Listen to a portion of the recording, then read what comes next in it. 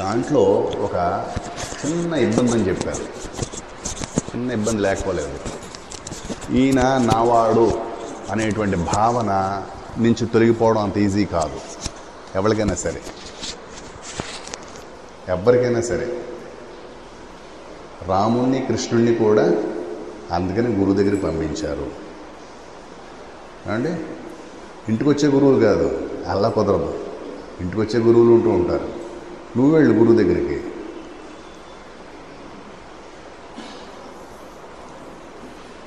అలాగే వ్యాస మహర్షి కొడుకు శుకుడు కూడా ఈయన మానాన్నే, ఆయనకేమిటి ఇంట్లో బాగా చనువు, ఆయన చెప్పేవి నచ్చలేదు. అన్నీ గ్రహించాడు వ్యాసుడు. ఆయన ఏమిటండి, భగవానుడు ఆయన.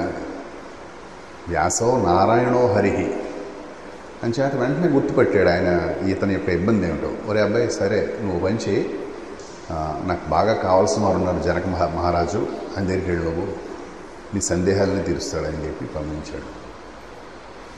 జనక మహారాజు ఈయన్ని సరేదో పరీక్షలో పెట్టి స్వీకరించి, ఇలా చూడన్నా మీ నాన్న చెప్పిన దానికన్నా ఒక అక్షరం కూడా నేను ఎక్కువ ఏం చెప్పను, ఆయన చెప్పింది నేను మళ్ళా చెప్పాల్సి ఉంటుంది, సందేహాలు తీరుతాయని చెప్పాడు. ఎందుకంటే నీకు ఇప్పుడు ఆ పరిమితి లేదు కాబట్టి, నా గురువు నావాడే, నా అంతరంగికుడే, నాకు ఆత్మీయుడే అనేటువంటి పరిమిత భావం లేదు కాబట్టి, దోషభావం లేదు కాబట్టి నీకు తప్పకుండా జ్ఞానం వస్తుందని చెప్పారు ఆయన. ఏమండి, అట్లాగా పార్వతీదేవి కూడా శివుడు అందుకనే ఈ గురువుని విధించాడు.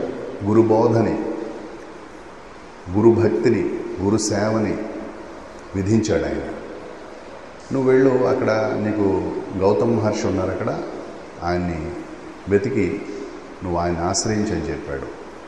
అట్లాగా ఆ తర్వాత స్టోరీ మీకు అందరికీ తెలిసినదే. పవాలకుండ్రు అని చెప్తారు, ఆయన ఉండే చోటు ప్రవాళ పర్వతం అండి. మనకి గ్రంథంలో కూడా అలాగే కనిపిస్తుంది.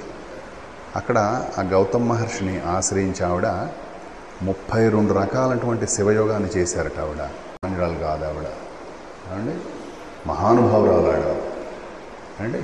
మనం తల్లి అని చెప్పుకోవాలి, ఆవిడని మన తల్లి ఆవిడ చెప్పుకోవాలి. అని చేత ఎందుకై ఇంతలో ఎందుకు చేయడం ఆవిడంటే, ఆవిడ 32 కాదు 3 కూడా అక్కర్లేదు ఆవిడకి. గౌతమ మహర్షి చెప్పింది యథావిధిగా చేసేస్తే ఆవిడకి కావాల్సిన లభిస్తుంది. కానీ అందుకోసం కాదట, తన బిడ్డల కోసం, ఈ ప్రపంచం కోసం ఆవిడ ఆ తపనంతా పడ్డారు. మన కోసం అదంతా కూడా ఆవిడ యొక్క తపో ఫలాన్ని మనం అనుభవిస్తున్నాం ఇప్పుడు. అట్లాగా గురువు సర్వాధికుడు అని శివుడే చెప్తున్నాడు పార్వతికి ఈ శ్లోకంలో, ఇప్పుడు చెప్పుకోబోయే శ్లోకంలో. ఇది మనకి కొత్తగా ఉంది శ్లోకం, కొత్త శ్లోకమే. నాకు తెలిసి మీలో చాలా తక్కువ మందికి తెలుసు ఈ శ్లోకం. కానీ ఇది మనం గురు బ్రహ్మ అందరికీ తెలుసున్నదే. చాలా ఏంటి, మనకి అందరికీ ఇష్టమైన శ్లోకం, మనకి ప్రియమైన శ్లోకం. ఎప్పుడు మనం దాన్ని స్మరించుకుంటాం. ఇంకో శ్లోకం కూడా ఉంది, చక్కగా నేర్చుకుందాం. అది ఎంత సులభమో చూడండి. శివుడిలాగే సులభం, సరళం, శివుడిలాగే ఏమండి. నగురోరధికం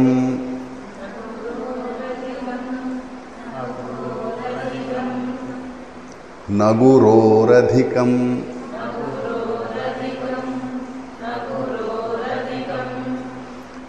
శివశాసనతో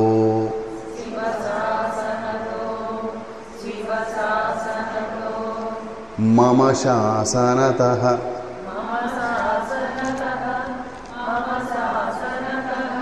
అయిపోయింది శ్లోకం. ఏంటండి, నేను చెప్పింది అబద్ధమా, అతిశయమా చెప్పండి. నగురోరధికం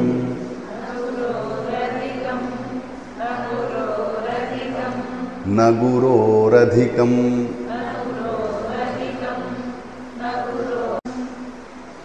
శివశాసనతో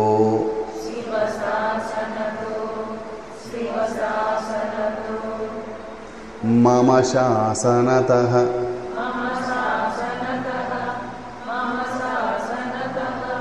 అంతే శ్లోకం. వచ్చేసిందా లేదా చెప్పండి. ఏంటండి ఇలా ఉంటే మనకి అన్నీ వచ్చేస్తాయి చక్కగాను. ప్రపంచం అంతా ఇలా ఉంటే ఎంత బాగుండో, ప్రపంచం అంతా మనకు వచ్చేసేది కదండి.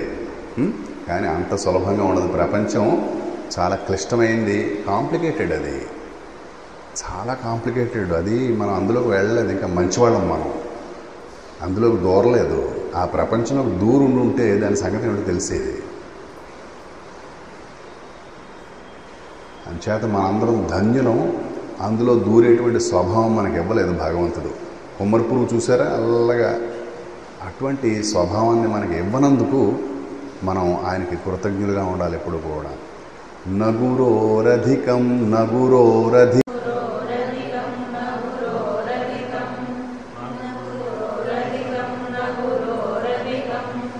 శివ శాసనతో మమ శాసనతః.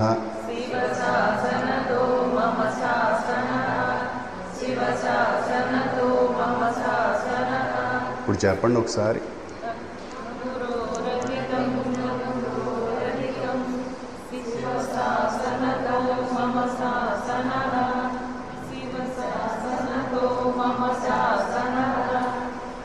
వాళ్ళదేనండి ఫస్ట్ మార్క్. మనం వెనకాలేనండి. మన పని మొగాళ్ళు. ఇప్పుడు ఈ రాజ్యం వాళ్ళదే. అరుణ రాజ్యం అంతా ఏమండి అరుణ రమణులదే. రమణి అంటే తెలుసు కదండి, స్త్రీ అని అర్థం. రమణులు అంటే స్త్రీలు. అంచేత అరుణ రమణులు కుదిరిందా లేదా? అరుణ రమణులు అంటే ఎవరు? అరుణ స్త్రీలు, అరుణాచలంలోని స్త్రీలు. ఏం చెప్తున్నాడంటే పార్వతికి, గురోహో అధికం నా,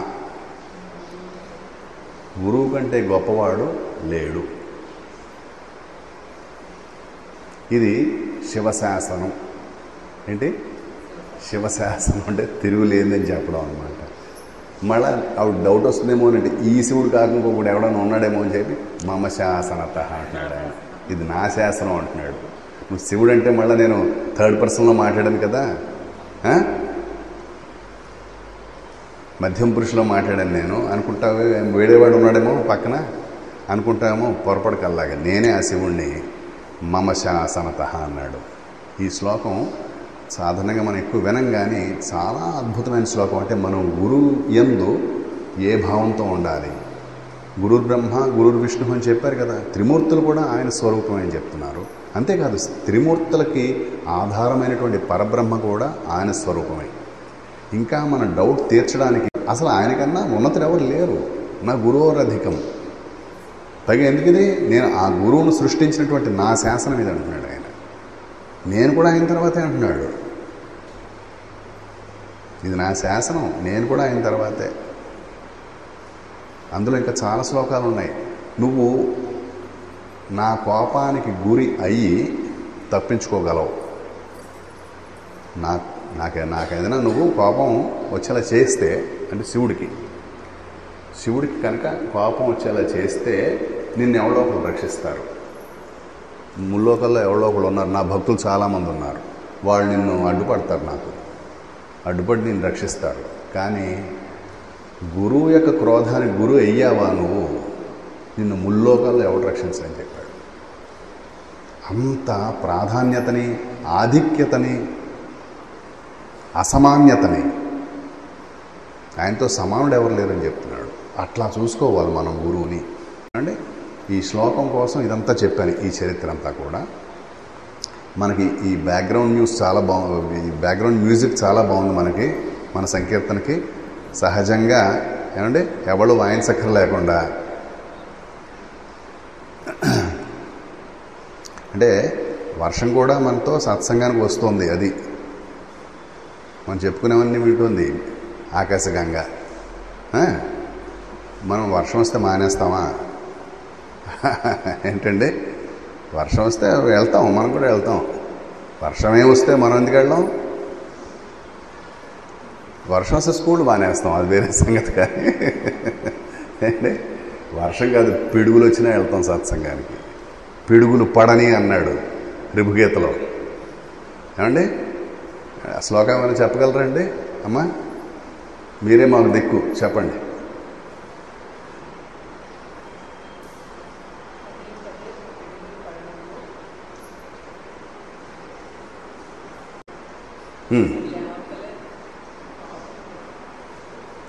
దేవతలు పాపులు అగుదురుగాక.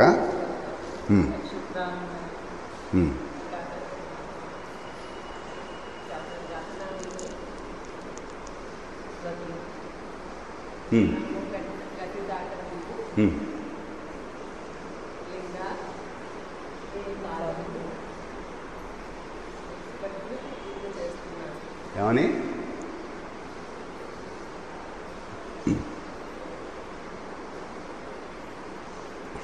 నీ పాదములను వేడనని, నీ పూజ నుండి తొలగిపోనని నీ పాదములను బట్టి నేను ప్రతిజ్ఞ చేయుచున్నాను.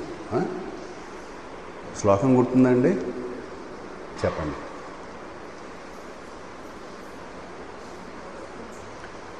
పతంత్వశనయో ముహుర్గిరివరై సముద్రోర్వరా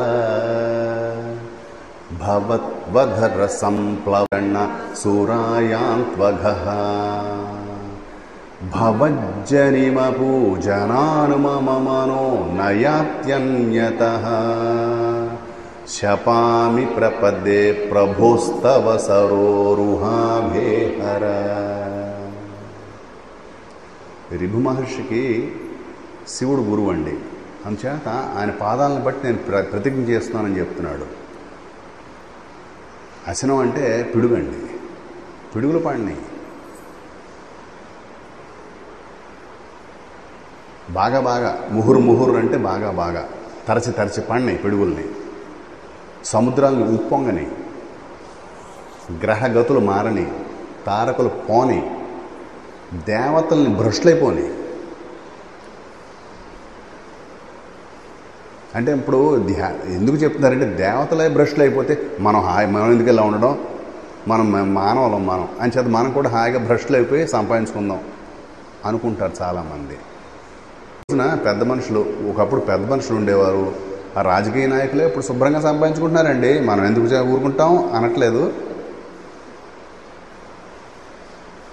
వాళ్ళే కోట్ల కూడబెట్టుకుంటున్నారు. మనం ఎందుకు చూసుకోవాలి, మనం బాగుపడాలి, రేపు మన పిల్లలు ఏమవుతారు, ఇలా ఉంటుంది ధోరణి. అంచేత దేవతలని కూడా భ్రష్టులు అయిపోయినా సరే, వాళ్ళంటే భ్రష్టులు ఎప్పుడైపోతారు భ్రష్టులు? వాళ్ళు భగవంతుని వీడిపోతే భ్రష్టులు అయిపోతారు. వాళ్ళు వీడిపోయినా సరే వాళ్ళు ఏం కానీ నీ పూజ నుండి శివుణ్ణి నీ పాదాలను బట్టి ఒడిసిపట్టి నేను ప్రమాణం చేస్తున్నా, నీ పూజ నుంచి నా మనసు ఇతరత్రా పోదు అంటున్నాడు రిభు మహర్షి. ఎందుకంటే ఆయనకి నిజంగానే చాలా శాపాలు. శపామి ప్రపదే అంటే నేను ప్రతిజ్ఞ చేయుచున్నాను. అటువంటి వాడికి చాలా శాపాలు వచ్చాయి. తండ్రి శపించేశాడు ఆయన. నువ్వు వచ్చావంటే భ్రష్టుడు అయిపోతావు అన్నాడు. ఈ దేవలోకం నీవే అట్టు పెట్టుకోవయ్యా, నాకు ఉంది, అరుణాచలం ఉంది అని చెప్పి వచ్చాడు ఆయన. శివుడు భూమి మీద బోడు చోట్ల ఉన్నాడు, అక్కడ అడిగే పోతాను నేను చెప్పి వచ్చేసాడు ఆయన. అట్లాగా మనకి అందరూ కూడా భగవాన్ను ఏమండి మాటల్లో చెప్పలేదు, ఆయన చేతలో చూపించాడా లేదా చెప్పండి. గిరి పాదాన్ని ఎన్నడూ ఆయన వదిలిపోవడానికి ఇష్టపడలేదు. ఎప్పుడూ దాన్ని అంటిపెట్టుకునే ఉన్నారు. తన దృష్టి నుంచి ఎప్పుడూ పోకుండా చూసుకున్నారు ఆయన అండి. అంటే ఈ గురువు యొక్క మహిమని ప్రతిష్ఠించుకోవడానికి ఈ సంగతి అంతా కూడా మనం చెప్పుకున్నది. చక్కటి శ్లోకాల్లో చెప్పుకుంటాం అనుకోండి, మనం ఆ శ్లోకాలు గుర్తుపెట్టుకుంటే ఈ సబ్జెక్ట్ అంతా గుర్తుకొస్తుంది మనకి. ఈ వివరాలన్నీ ఒకసారి అలాగా సీడీలో ప్లే అయినట్టు ప్లే అయిపోతాయి మనకి. మనం 2 శ్లోకాలు చెప్పుకున్నాం. 2వ శ్లోకాన్ని మొదలు పెట్టాలి. నిన్న ఏంటంటో ఎక్కడికో వెళ్ళిపోయింది అది. అరుణాచలం అంతే అంత అండి, భగవాన్ సంగతే అంత. మనం మొదలెట్టామంటే ఎక్కడ తేలుతామో తెలియదు అది. ఏమండి అది సముద్రం అంత గంగది. సముద్రం కాదు, నీళ్ళు ఉప్పుగా ఉంటాయి అందులో, కానీ గంగ కానీ సముద్రం అంత ఉంటుంది అది. చేత ఏమండి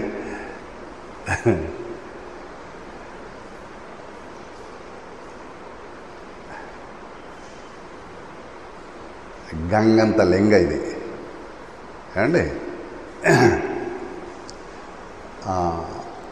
కర్తూరాజ్ఞయ ప్రాప్యతే ఫలం కర్మ కిం పరం కర్మ తజ్జడం. రెండో శ్లోకం కృతి మహోదధౌ పతన కారణం ఫలమశాశ్వతం గతి నిరోధకం. ఈ ఛందస్సుని ఏదో చెప్పుకున్నాను నేను, పేరు చెప్పగలరా ఎవరైనా? ఛందస్సు పేరు కూడా చెప్పాం. దానికి ఒక చిన్న ఉదాహరణ అండి. దీని పేరు సుప్రతిష్ఠ అండి. సుప్రతిష్ఠ ఏం చెప్పాం? మనం శివుణ్ణి భగవంతుని ప్రతిష్ఠ చేసుకుంటాం. తరువాత ఆయన మనం ప్రతిష్ఠ చేశాక ఆయన సుప్రతిష్ఠుడే ఉన్నాడని చెప్పుకుంటాం. మనం చేసేటప్పుడు అనుకోవడం మేము సుప్రతిష్ఠ చేశామని నేను చెప్పకూడదు, తప్పది. నేను చేశానండి, ప్రతిష్ఠ చేశాను, కానీ ఆయన సుప్రతిష్ఠుడే ఉన్నాడు. ఆయన ఇష్టం అది. సుప్రతిష్టంగా ఉండాలో ఎలా ఉండాలో ఆయన ఇష్టం అది. అంచేత సుప్రతిష్ఠ ఈ ఛందస్సు పేరు, సంస్కృత ఛందస్సు పేరు. తెలుగులో ఈ ఛందస్సుని ద్విపద అంటారు. ద్విపద, రెండు పదాలు ఉంటాయి, రెండు పాదాలు ఉంటాయి. కర్మము ఫలమిచ్చు కర్త్రాజ్ఞ వలన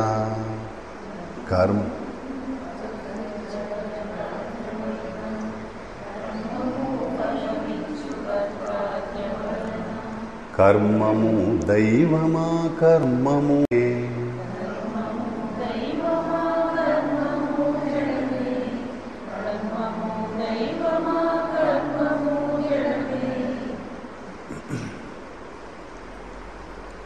దీన్ని ద్విపద ఛందస్సు అండి. గుర్తుపెట్టుకోవడానికి ప్రయత్నం చేస్తాం, అవి ఉండకపోతే మనం ఏం చేయలేము అండి. ప్రయత్నం చేద్దాం అంతే. అంటే అవి గుర్తుపెట్టుకుంటే మన మనసులో ఇరుకైపోదేమేను, మన బుర్ర ఏమి కిక్కిరిసిపోదేమేను. ఇంతకన్నా తీసేయాల్సిన చాలా ఉన్నాయి కాబట్టి వీటిని చొప్పిద్దాం. ఇప్పుడు మనకి మొదటి శ్లోకంలో కర్మ యొక్క స్వభావాన్ని ఏంటో చెప్పారు ఆయన. కర్మ యొక్క స్థాయిని ఏంటో చెప్పారు. ఏం చెప్పాడు? అది జడ పదార్థం రా నాయన అంటున్నాడు. దానికి ఆటే విలువనివ్వకు. నువ్వు కర్మకి, పనులకి ఆటే విలువనివ్వకు. విలువ ఇవ్వకుండా చేసేసుకో. ఎందుకంటే అది పరం కాదు, అది భగవంతుడు కాదు, శాసనకర్త కాదు. అది నువ్వు చేస్తే అవుతుంది ఆ పని. కర్మ తత్ జడం, కర్మము జడమే. జడం అంటే ఏం చెప్పాం? స్వతహా ఉనికి లేనిది, చూసేవాడి మీద ఆధారపడి ఉండేది. ఇక్కడ చేసేవాడి మీద ఆధారపడి ఉండేది. అంతేకాదు దానికి నేననే స్ఫురణ లేదు. అసలైన వివరం ఇలా చెప్పుకున్నాం మనం. నేను అనే స్ఫురణ ఉండేదే చైతన్యము, కానిదంతా కూడా జడము. బాబు మీరు ఇలా వేసుకుంటే చక్కగా ఒక్క చాప వేసుకుంటే సరిపోతుంది. మీరు ముగ్గురు ఇలా కూర్చోవచ్చు. లేకపోతే ఫ్యాన్ ఉందనుకుంటే కూర్చోండి. కాబట్టి మొదటి శ్లోకంలో కర్మ గురించి మనకి చక్కగా వివరించుకున్నాం మనం. ఈ రెండో శ్లోకంలో ఆ కర్మ యొక్క ఫలాన్ని చెప్తున్నారు. ఇక్కడ మొదటి శ్లోకంలో కర్మ, రెండో శ్లోకంలో కర్మ ఫలం గురించి చెప్తున్నారు. ఏమంటే కర్మ ఫలం అంటే ఏంటో చూద్దాం. ముందు అసలు ఎవడైనా సరే, వ్యక్తి అయినా సరే పని చెయ్యకుండా ఉండగలడా? ఎంతసేపు ఉండగలడు? అవునా కాదండి? అక్కడ తెలిసిపోతుంది దాని యొక్క గొప్ప. అది శాసకుడు కాదు, కానీ దానికి చాలా శక్తి ఉంది. అది అంటే దానికి చాలా శక్తి ఉంది. మనల్ని ప్రేరేపించే శక్తి ఉంది, దానికి శాసించే శక్తి దానికి ఎప్పటిదాకా ఉంటుందని చెప్పాం?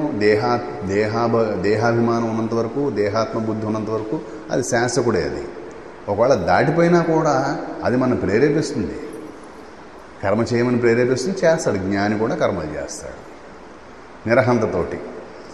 సో ఏం చెప్తున్నారంటే ప్రతి వారికి కూడా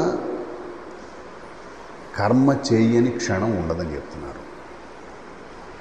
వాడి శరీరం కనుక ఆడకపోతే లోపల మనసైనా కనీసం ఆడుతూ ఉంటుందని చెప్పారు. అది కూడా కర్మే అన్నారు. చక్కటి శ్లోకంలో చెప్పాడు మనం శ్రీకృష్ణ. నహి కశ్చిత్ క్షణమపి జాతు తిష్టతి అకర్మకృత్. పని చేయకుండా ఎవ్వడు ఒక్క క్షణం కూడా ఉండలేడని చెప్పాడు. ఇప్పుడు మరి పని చేస్తేనేమో కర్మ తగులుకుంటుంది అంటున్నారు, చేయకుండా ఉండలేమంటున్నారు. ఎలాగనే అంటున్నాడు ఆయన. అర్జునుడు ఇలాంటి ప్రశ్నలన్నీ వేశాడు ఆయన్ని. ఇవన్నీ కూడా ఏమంటారంటే వీటిని ఉభయ విరోధాలు అంటారు వీటిని. అంటే నువ్వు చేయకూడదు, చేయకుండా ఉండలేవు. ఏంటి మరి ఎలాగిది? నువ్వు చెయ్యాలి కానీ నేను తగులుకుంటుంది అది. పరస్పర విరోధాలు అంటారు వీటిని. వీటికి సమన్వయకర్త పరమేశ్వరుడు మాత్రమే. వీటిని సమన్వయం చేయగలడు ఆయన. మనకి సమాధానాన్ని ఇవ్వగలడు. ఏమండి? కర్మ చేయకుండా ఎవడూ ఉండలేడు. ఇది మనం గుర్తించాలి. అందరం మనం చేస్తూ ఉంటాం. దానికి తర్వాత శ్లోకాల్లో మనకు వస్తుంది ఎట్లాగా దాన్ని మనం తప్పించుకోవాలో. కానీ దీని కర్మ ఫలాన్ని కొంచెం ఒకసారి వివరించుకుందాం మనం. కర్మకి ఒక పరిణామం ఉంటుందని చెప్పారు. పరిణామం అంటే కర్మ సాగిన తర్వాత అది మార్పు చెందుతుంది. ఎలా మార్పు చెందుతుంది అంటే అది కర్మ ఫలంగా మార్పు చెందుతుంది. కర్మ ఫలం అంటే ఏం కాదు, కర్మ యొక్క పరిణామ దశ. అంటే చివరిలో అది దాని యొక్క చివరి దశ ఫలం అని చెప్పారు. అంచేత మనం పని చేసామంటే ఫలితం వచ్చి తీరుతుంది అంటున్నారు. దాని యొక్క పరిణామం కాబట్టి అది ఎలా వస్తుందో నువ్వు నిర్ణయించలేవు, కానీ ఫలితం మాత్రం వస్తుంది. అంతేకాదు నీకు వస్తుందని మాత్రం అక్కడేం రాసిలేదు. నువ్వు కర్మ చేసినా కూడా నీకు ఎక్కడ అటువంటి షరతులు ఏం లేవు, అటువంటి సూచనలు ఏం లేవు. ఎలా వస్తుందో లేదు, ఎవరికి వస్తుందో లేదు, ఫలితం మాత్రం తప్పకుండా వస్తుంది. కర్మ యొక్క స్వభావం అది. కర్మ చేస్తే దాని ఫలితం వస్తుంది. దాని యొక్క పరిణామం అన్నది. పరిణామం అంటే మార్పు, ఇంతకన్నా ఏం లేదు. కర్మ పరిణమించి మార్పు చెంది కర్మ ఫలంగా మారుతుంది. ఇంకా ఏం చెప్తున్నారంటే భగవాను శ్లోకంలో చెప్పిందని మనం వివరించుకుంటున్నాం. ఫలం అశాశ్వతం అన్నారు చూసారా? ఫలం అశాశ్వతం. దానికి ఏంటంటే ఎందుకు అశాశ్వతం చెప్తున్నాడు? నువ్వు కర్మకి పరిణామం ఫలితం అని ఇప్పుడే చెప్పుకున్నాం మనం. కర్మకి పరిణామం ఎలా ఉందో, కర్మకి పరిణామం ఫలం ఎలా అయిందో, ఫలితం ఎలా అయిందో, ఫలితానికి కూడా పరిణామం ఉందంటున్నాడు. అండి ఇప్పుడు చూడండి, మనం ఒక పని చేసాం. ఉదాహరణకి ఒక వంట చేసాం. వంట చేయని క్రితం వరకు దాన్ని కర్మ అన్నారు. దాన్ని ఏంటి? వంట చేయని క్రితం వరకు వంట అలాగే ఉంది, మనం ఇంకా మొదలు పెట్టలేదు. దాన్ని కర్మ అన్నారు. అంటే వంట చెయ్యాలి అన్నప్పుడు వంట కర్మ అవుతుంది. ఎవరో చేయాలి కదా అన్నారు. ఆ కర్త ఈ కర్మను చేస్తే వంట జరుగుతుంది, దాన్ని క్రియ అన్నారు. కర్త, కర్మ, క్రియ, ఈ మూడు మనకు తెలుసుందే మాటలు, అవునా కదండి? కర్త, కర్మ, క్రియ. కర్మ ఏమిటి? ఇంకా చేయబడవలసి ఉన్నటువంటి పని కర్మ. దాన్ని చేసేది ఎవరు? కర్త. దాని ఫలితం ఏమిటి? దాని యొక్క రూపం ఏమిటి? క్రియ. ఇప్పుడు వంట చేస్తాం మనం, వంట తయారవుతుంది. ఏమండి? డబ్బు సంపాదిస్తాం, ఉంటుంది అలాగే ఏదో ఒకటి మనం ఏదో చేస్తాం, దాని యొక్క ఫలితాన్ని వస్తుంది మన దగ్గరికి. అది ఎప్పటికీ అలాగే ఉంటుందా? ఇప్పుడు భోజనం చేస్తాం మనం, ఆకలి తీరుతుంది. ఆకలి శాశ్వతంగా తీరిపోతుందా? ఇదన్నమాట. అంటే ఫలితము శాశ్వతం కాదు, అశాశ్వతంగా ఉంటుంది. ఇప్పుడు వంట వండుతాం మనం, దానికి ఎలా చెప్పచ్చు అంటే అది ఫలితం. అది ఏం చేస్తాం? వంటని భోజనం చేస్తాం, అయిపోయిందా లేదా? అది ఒకవేళ భోజనం చేయలేదనుకో, అది పాడైపోతుంది, అవతల తీసుకెళ్ళి పాడేస్తావు దాన్ని. అయిపోయింది, అక్కడికి దాని పని అయిపోయింది.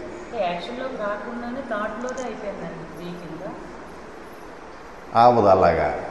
యాక్షన్ మనిషి చేస్తేనే అది క్రియ కింద మారాలి. మనిషి ఏదైనా ఒక పని చేయాలనుకో, పని ఉంది, దాన్ని ఇంకా చేయలేదు, దాన్ని కర్మ అన్నారు. ఏమండి? చేసేది ఎవరు? కర్త లేనిదే కర్మ పూర్తవదు. అది కర్త ఉంటేనే కర్మ పూర్తవుతుంది. పూర్తయితే దాన్ని ఏమన్నారు? క్రియ అన్నారు. అంతే, సెలవు. మాటల కన్నా ఏమీ తేడా లేదు. మాటల కన్నా పేర్లు అంతే. కర్త చేత చేయబడిన కర్మ క్రియారూపం ధరిస్తుంది అంటున్నారు. మనకు ఆలోచనలో ఉంది కర్మ, కానీ అది పూర్తి అవ్వాలంటే మాత్రం మనిషి దాన్ని చెయ్యాలి. ఒక్కోసారి మానసికంగా చేస్తాడు. మానసికంగా చేసే పనులు ఉంటాయి. ఒక్కోసారి జపం ఉంది, అది మానసికమే. అది అవునా కాదండి? ధ్యానం ఉంది, మానసికమే. అది మనసులో పూర్తి అయిపోతుంది. అది కానీ జపం చేయాలి కదండి, మనసులో చేసుకోవాలి కదా. జపం ఏదో మంత్రం ఇచ్చారు గురువు గారు, దాన్ని మననం చేయాలి కదా. దాన్ని మనసులోనే కావచ్చు. అది ఎక్కువ పనులు మానసికంగా ఉండవు. ఎక్కువ పనులన్నీ కూడా 90% భౌతికంగానే ఉంటాయి. అవి ఫిజికల్గానే ఉంటాయి, బయటికి కనిపిస్తాయి. అవి ఇవన్నీ కూడా అయిన తర్వాత క్రియలు అయ్యాయి. ఆ క్రియకి ఫలితం ఉంటుంది, ఒక ఫలితం ఉంటుంది. క్రియే ఫలితం కావచ్చు ఒక్కొక్కసారి. ఏమంటే ఈ ఫలితం మాత్రం శాశ్వతం కాదని చెప్తున్నాడు శ్లోకంలో మనకి. ఫలం అశాశ్వతం అని చెప్తున్నాడు. ఎందుకంటే అశాశ్వతం? అది ఎలా అయితే కర్మకి పరిణామం ఉందో, కర్మ మారి పరిణామం చెంది ఫలం,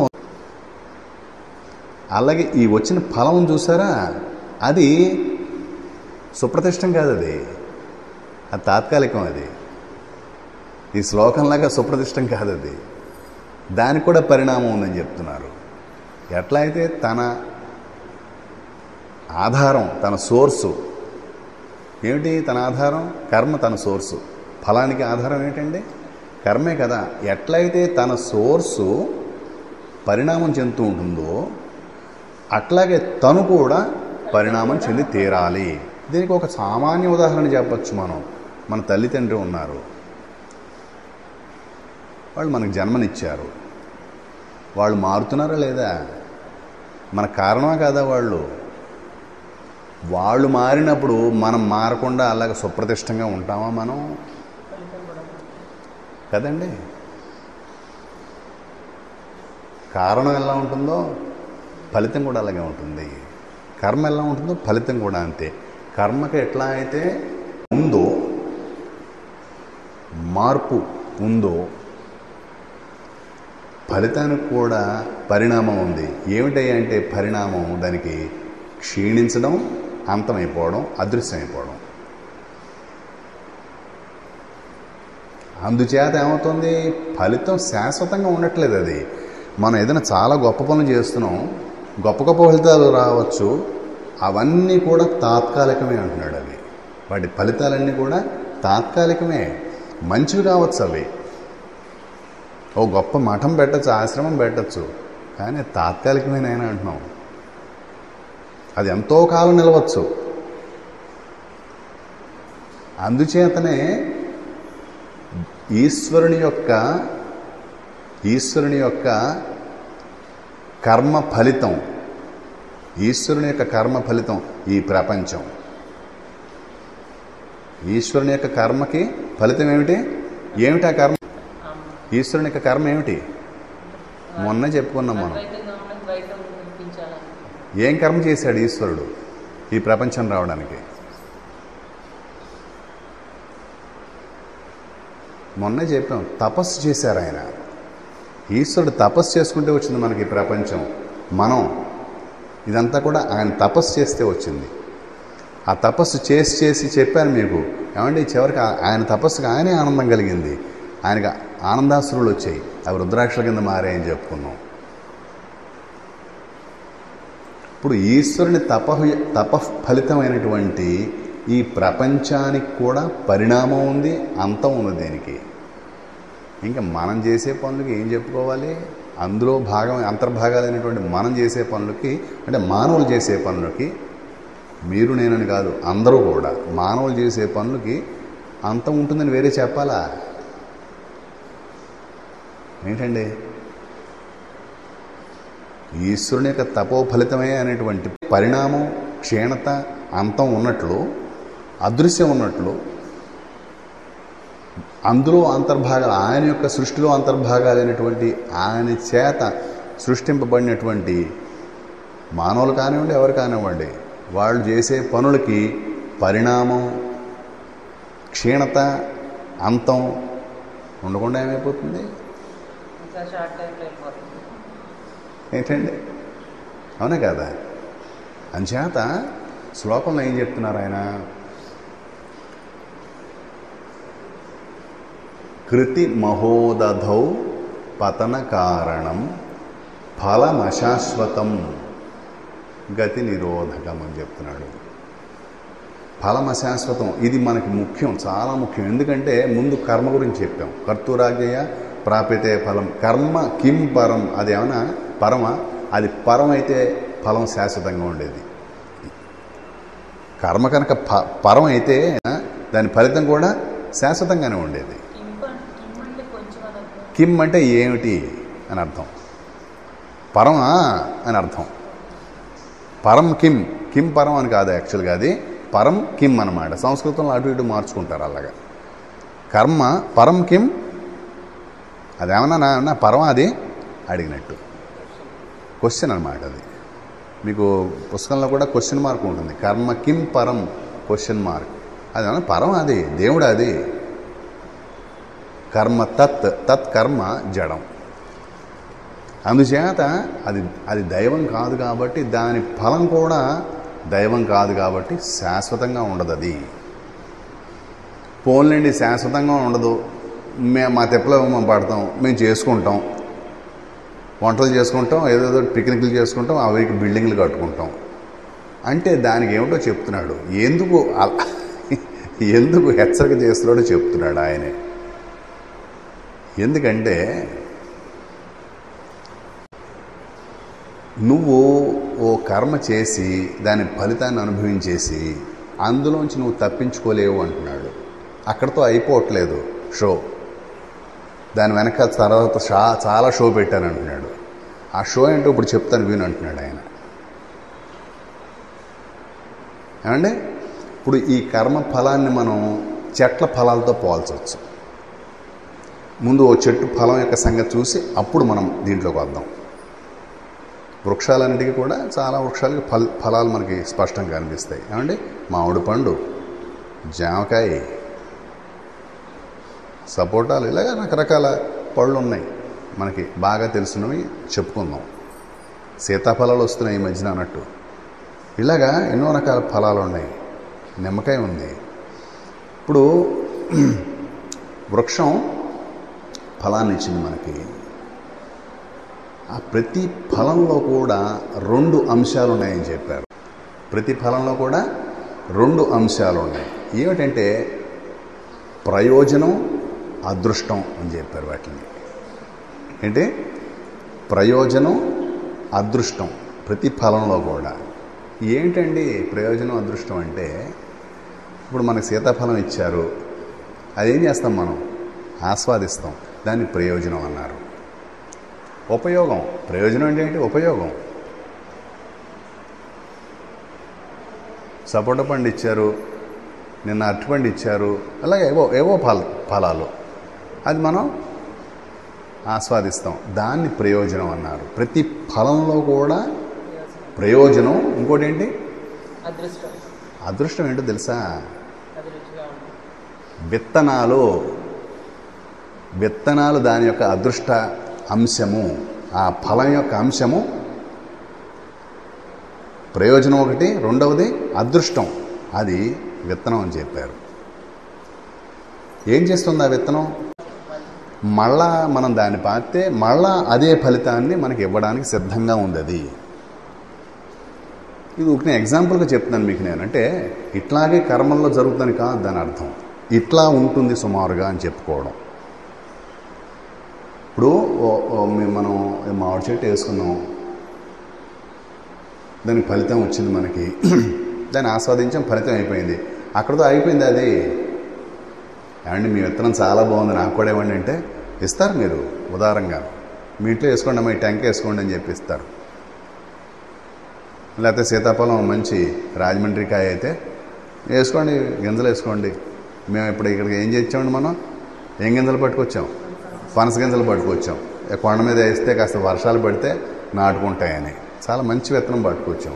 భగవంతుడు దయ ఉంటే అవి లేస్తాయి. అవి ఏమండి అట్లాగా అందులో అదృష్టం అనే ఒక అంశం ఉంది. అంటే అదృష్టం అంటే అర్థం ఏంటంటే మనకు కనపడదంటే విత్తనం కనబడుతుంది కానీ అందులో మొక్క కనిపిస్తుందా మనకి? చెప్పండి. అందుకని దాన్ని అదృష్టం అన్నారు. అదృష్టం అంటే ఏంటి? వాడి అదృష్టం అండి అంటూ ఉంటాం మనం. అసలు అదృష్టం అంటే ఏంటి? కనబడని శక్తి అని అర్థం. దృష్టి కనబడదు. కనబడని శక్తితో వాడికి అదృష్టాన్ని ఇచ్చింది అదనమాట అర్థం. ఇక్కడ అదృష్టం అంటే కనబడనిది. ఏమిటా కనపడింది? విత్తనమే. అందులో మొక్క ఉంది, అది కనపడట్లేదు మనకి. మళ్ళా రావడానికి ఆస్కారం ఉంది. ఇప్పుడు ఇది మంచా చెడా? చాలామంది మంచి అనుకుంటారు. అయిపోయింది అనుకున్నారా దీని సంగతి, మళ్ళీ మనకి విత్తనం వచ్చింది, బాగుంది చక్కగా అని చెప్పి మళ్ళీ వేసుకుంటాం మనం. కానీ కర్మల విషయంలో మాత్రం చూద్దాం ఒకసారి దాని సంగతి ఏంటో. ఏమండి కర్మల విషయంలో ప్రయోజనం బాగానే ఉంది. మీరు వంట వండారు, మాకు వంట తయారైంది, హాయిగా భోజనం చేసాం. అయితే అందులో అదృష్టం ఎక్కడుందండి? ఎలా ఉందండి అనుకోవచ్చు మనం. అట్లాగే ఏదో పని, వంటనే కాదు, రకరకాల పనులు చేస్తున్నాం మనం. దాంట్లో అదృష్టం అనే అంశం ఎలా ఉంది అంటే ఇక్కడ అదృష్టం అనే మాట అక్షరాలా వర్తిస్తుంది కర్మల విషయంలో. అదృష్టం మనకు కనబడదు. దాన్ని చూడగలిగిన మొనగాడు దేహధారి ఎవడు లేడని చెప్పారు. దేహం కలిగిన వాడు ఎవడు దాన్ని చూడలేడని చెప్పారు.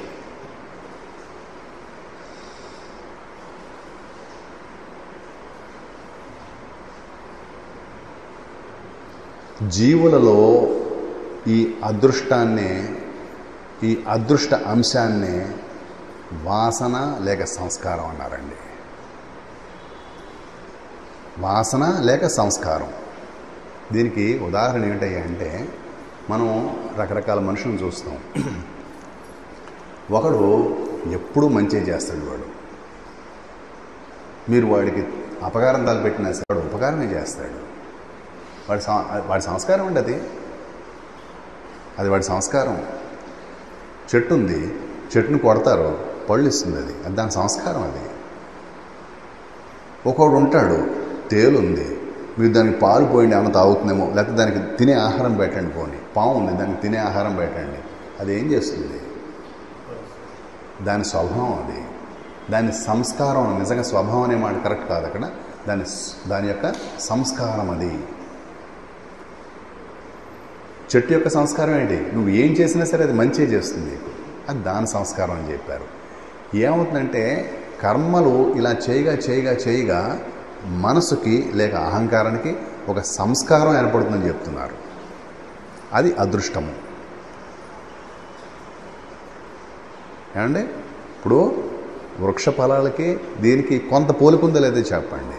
ఉంది, కానీ పూర్తిగా కాదు. ఇక్కడ వేరేది. కర్మ అంతా సులభమైంది కాదు అర్థం చేసుకోవడానికి. గహన కర్మణో గతి అన్నాడు భగవాన్. గహన కర్మణో గతి అంటే కర్మ యొక్క గతి అది ఎలా వెళ్తోంది? గంగాజలం, గంగ యొక్క గతి అయినా మనం కనిపెట్టచ్చు, కానీ కర్మ యొక్క గతి మాత్రం ఎవడు కనిపెట్టలేడు అని చెప్తున్నాడు. అది ఏ రకంగా ఎటువంటి మలుపులు తిరుగుతుందో కర్మ యొక్క గతి ఎవరికి చెప్పలేదు, ఎవరు చెప్పలేరు దాన్ని. దాని జోలికి వెళ్ళామంటే మనం ఏమండి అదొక కర్మల వలయంలో పడిపోతాం మనం. వెళ్ళి అదొక రంగులు రావటం అనండి, లేకపోతే ఏదో అదంటారు చూడండి, సుడిగుండం అని చెప్పచ్చు. కరెక్టే, సుడిగుండం అని చెప్పచ్చు, కర్మల సుడిగుండం అని చెప్పచ్చు. అది ఎక్కువ వెళ్ళకూడదు దాని జోలికి. ఇంతకీ మనం తెలుసుకోవాల్సింది ఏంటి? కర్మ యొక్క అదృష్ట అంశము సంస్కారము.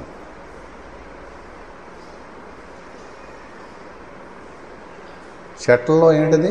చెట్ల ఫలాల్లో ఏంటిది? విత్తనం. నువ్వు అది వేస్తే మళ్ళీ ఆ మొక్కే వస్తుంది. కానీ ఇక్కడ ఈ సంస్కారం అంత సులభంగా అంత డైరెక్ట్గా పనిచేయదు. నువ్వు మంచి చేస్తుండగా చివరికి నీ మంచి జరుగుతుంది, నువ్వు మంచి చేస్తావు, అలా కూడా వర్క్ అవుతుంది. అందుచేత దాని యొక్క అంటే నువ్వు ఏ భావంతో చేశావో అది చాలా ఇంపార్టెంట్ అంటున్నారు. నువ్వు ఒక మంచి పని చేసావు. ఆ మంచి పనిని నువ్వు స్వార్థభావంతో చేసావా, సద్భావంతో చేసావా, ఇట్లా ఎన్నో అంశాలు అందులో కుదురుతాయి, ఎన్నో దాంట్లో అన్వయిస్తాయి, దాంట్లో పార్టిసిపేట్ చేస్తాయి. సింపుల్గా వీడు మంచి చేసేట్టు కాబట్టి వాడికి మంచి ఫలితం వస్తుంది, ఇట్లా మాత్రం అవదు. కర్మ విషయంలో సీతాఫలం విత్తనం వేస్తే సీతాఫలమే వస్తుంది, చెట్ల విషయంలో అది దాని అదృష్టం డైరెక్ట్గా ఉంటుంది. కర్మల యొక్క అదృష్టం అలా ఉండదని చెప్తున్నారు. కర్మల యొక్క అదృష్ట అంశమైనటువంటి సంస్కారం అంత సులభంగా అర్థమయ్యేది కాదు. కొంతవరకు మనం గమనించవచ్చు. ఏమండి వాడు చాలా మంచి సంస్కారం అండి వాడిది అంటే అర్థం ఏంటి? వాడు ఎప్పటి నుంచో ఎన్నో జన్మలుగా వాడు మంచి చేస్తూనే వచ్చాడు. అంచేత వాడు మంచే చేస్తాడు ఇక ముందు కూడా.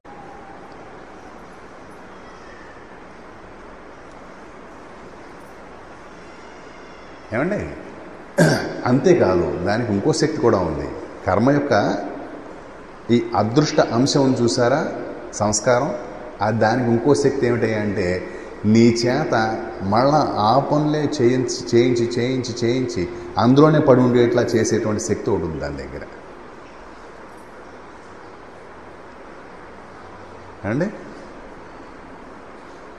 అంచేత చాలా అంశాలు ఉన్నాయి అందులో, కొద్ది మనం టచ్ చేస్తే సరిపోతుంది.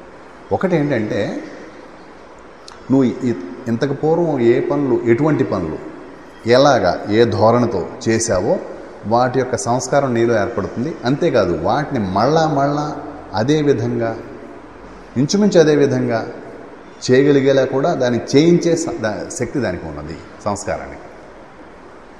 విత్తనం అలా కాదు, నువ్వేం చేస్తే అది వస్తుంది అంతే. మళ్ళా దీనికి ఎలా వస్తుందో తెలియదు కానీ ఇది మాత్రం మళ్ళా అదే చేయిస్తుంది. ఇది రెండిట్లో మాత్రం ఈ రెండింటికి పోలిక ఉంది. అది కూడా మళ్ళా అవే మొక్కలు వచ్చేట్లా చేస్తుంది ఆ విత్తనం.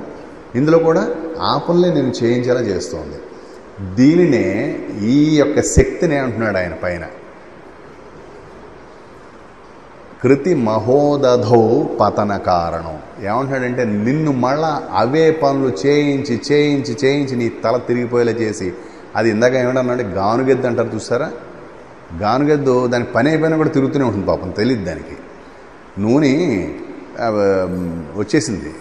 ఏమంటే పూర్వం వేసేవారు అలా పాపం, ఏంటి ఆ నువ్వులో ఏవో వేసేవారు, ఆ నువ్వుల నూనె వచ్చేసేది, లేకపోతే ఇంకోటేదో పాపం దీనికి తెలియదు, అలా తిరుగుతూనే ఉంటుంది అది. ఇంకాను వాడు వచ్చి పాపం ఆపితే కానీ అది ఆగదు. అది అలాగా కర్మల యొక్క శక్తి ఏమిటి, సంస్కారం యొక్క శక్తి. అదే పనిని మళ్ళా ఇది మనలో మనమే చూసుకోవచ్చు. మనం చిన్నప్పటి నుంచి దేనికి అలవాటు పడి ఉంటామో అది మళ్ళా చేయడానికి మనం ఉత్సాహపడుతూ ఉంటాం. పేర్లు ఊర్లు వద్దు మనకి, ఏమంటే బలానా వాళ్ళు అలా చేస్తారు, ఇలా మన సంగతి చూసుకుందాం. మనం ఏ ధోరణిలో ఉన్నామో ఆ ధోరణిలోనే మళ్ళా పోయి చేసేది సంస్కారమే, ఆ శక్తి అంటున్నాడు. అది భగవంతుడు ఏమంటున్నాడంటే ఇక్కడ ఈ శ్లోకంలో అలా వెళ్ళడం గొప్ప కాదు రోయ్ అంటున్నాడు, అదే సుడిగుండం అంటున్నాడు. మంచి పనులండి ఇవన్నీను, చాలా మంచి పనులండి, నేను చేసేవన్నీ కూడా మళ్ళా చేస్తానంటున్నాను నేను. మంచి పనులే నిజమే, కానీ అది నీకు నిజంగా శ్రేయస్సునిచ్చేది కాదంటున్నాడు ఆయన. మంచి పనులైనా సరే అవిని కూడా నేను మళ్ళా బంధిస్తాయి, కర్మల సుడిగుండంలో పడిపోయేలా చేస్తాయి అంటున్నాడు ఆయన. కృతి మహోదధౌ పతన కారణం. తెలుగులో ఏం చెప్పారండి? కర్మాబ్ధి బడద్రోయు. పడద్రోయు, అబ్ధి అంటే సముద్రం, కర్మల సముద్రంలో నేను ముంచేస్తుంది అది. గతి నీయదయ్య. గతి అంటే స్వేచ్ఛ, ముక్తి, స్వాతంత్ర్యము, హాయి, ఇవి అర్థాలు గతి అంటే.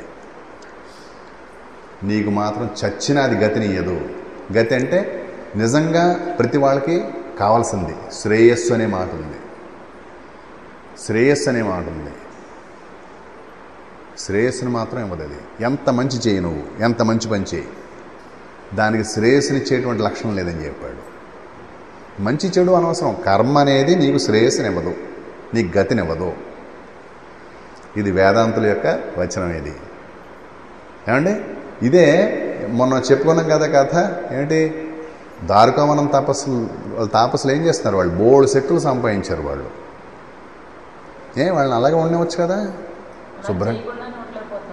అవును కదండి, అవునా కదా? అది దాని యొక్క శక్తి, అది ఆ సంస్కారం యొక్క శక్తి. అది చేయకుండా అది చేస్తుంది అలాగా. మన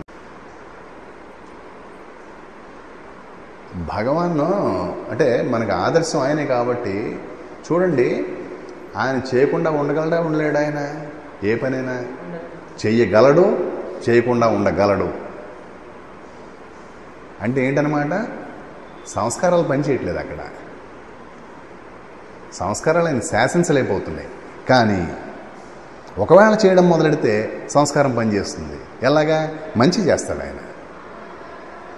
అవునా కాదా? సంస్కారము రెండు రూపాల్లో ఉంది ఇప్పుడు ఆయనకి. ఏంటి?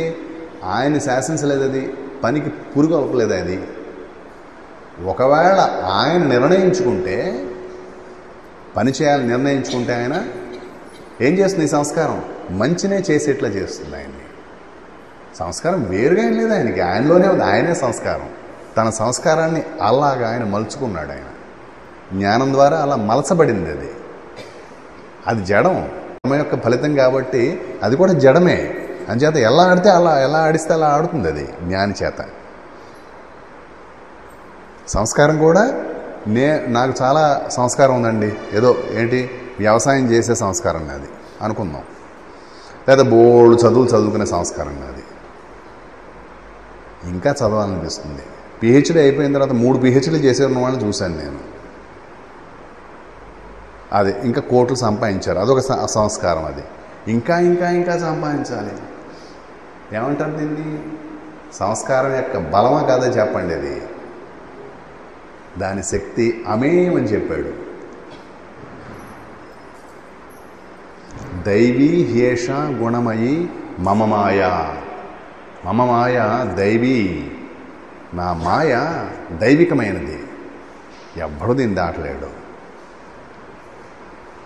మమ మాయ దురత్యయ.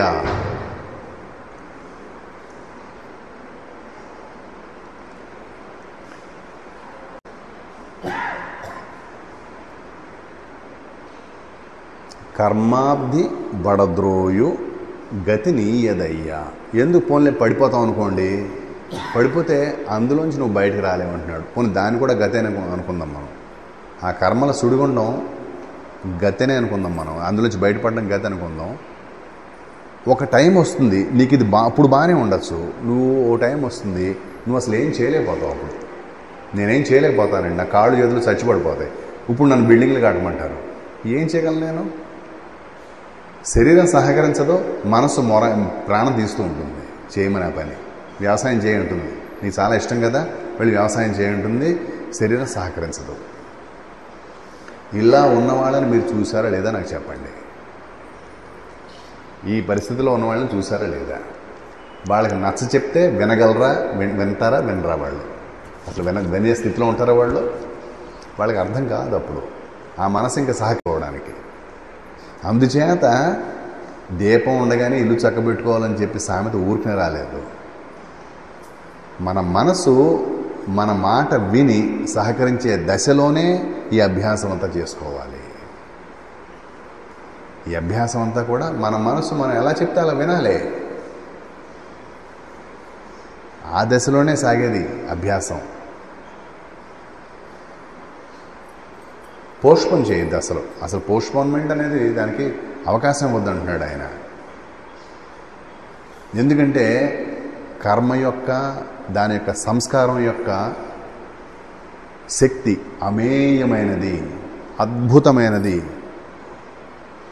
అనిర్వచనీయమైందన్నాడు భగవాన్. మాయ అంటే అనిర్వచనీయం, దాన్ని అసలు నువ్వు నిర్వచించలేవు. ఏమిటో అది, దాన్ని అనుభవించగలవు, దాన్ని నిర్వచించలేవు నువ్వు. ఇప్పుడు మనం ఏమని నిర్వచించుకుంటాం చెప్పండి? మన శరీరం వచ్చి పడింది, దీన్ని ఏమని నిర్ణయిస్తావు చెప్పు? నువ్వు ఏమని నిర్వచిస్తావు దీన్ని? ఇది ఇలా ఉంటుంది, అలా ఉంటుంది, దీన్ని నిర్వచించగలమా? పంచాన్ని నిర్వచిస్తామండి మనం. దీనికి కారణమైనటువంటి కర్మని నిర్వచిస్తాం మనం. మనకు ఎదురుకుండా కనిపిస్తోంది ఈ అనుభవం, శరీరం అనే అనుభవం. దీన్ని నిర్వచించే స్థితిలో లేము మనం. అనిర్వచనీయం అన్నాడు అందుకనే దాన్ని. ఇది అనుభవానికి మాత్రమే అందుతుంది. ఇది కర్మ యొక్క ఫలితం అనుభవమే. అది ఎక్కడ పుస్తకాల్లో లేదు, అది పుస్తకాల్లో ఉండేది కాదండి. అది మనం ఇప్పుడు అనుభవించే ఈ క్షణంలో మనం అనుభవించేదే కర్మ. ఏ రకంగా ఉంది ఇప్పుడు? అది శరీర రూపంలో ఉంది. అది ఇది అంటే ఊరినే చూస్తూ కూర్చుంటే మనకి ఇది పోయి ముక్తి వస్తుంది అనుకోవడం శుద్ధ కళ అంటున్నాడు. అట్లా రాదు అది. ఇదేం చేస్తుంటే ఈ సంస్కారం నీకన్నా తెలివైంది. అది నువ్వు ఏదో ఆత్మహర్షి నిద్రించేవాళ్ళు ఇంకో శరీరం తీసుకొచ్చి పెడుతుంది నీకు. అది నేను అనుకుని మళ్ళీ ఆడేస్తూ ఉంటాను నేను దాంతో. ఏమండి అదిగో మా బావ, మా అక్క, మా నాన్న, ఇలా మళ్ళీ ఇంకో కొత్త షో మొదలవుతుంది. కొత్త షో అలా తెలియకుండానే ఎన్నో షోలు అయిపోయాయి ఇప్పటికీ. సంస్కారం యొక్క మహిమని, దాని యొక్క గొప్పతనాన్ని చెప్పుకోవడం ఇదంతా కూడా. అంటే దాని యొక్క శక్తి ఎంత పాఠవమైనదో.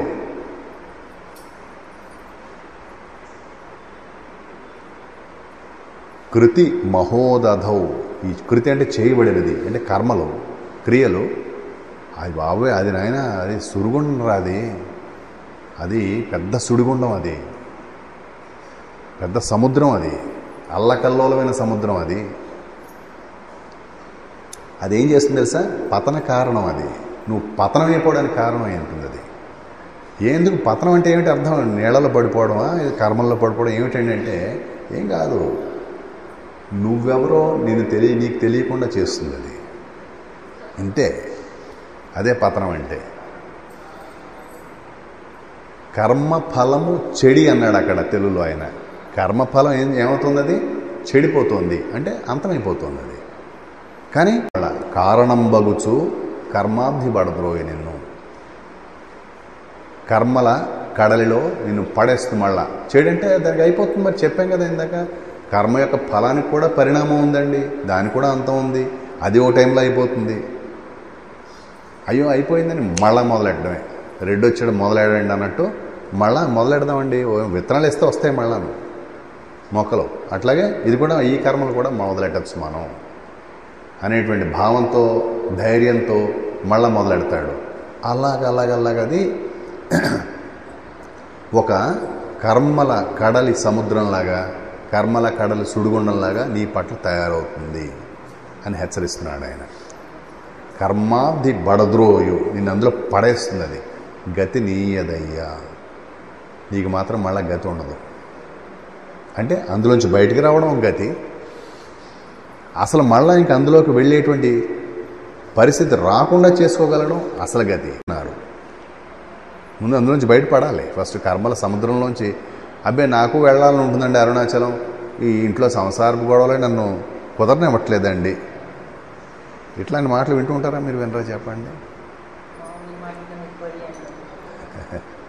ఏంటండి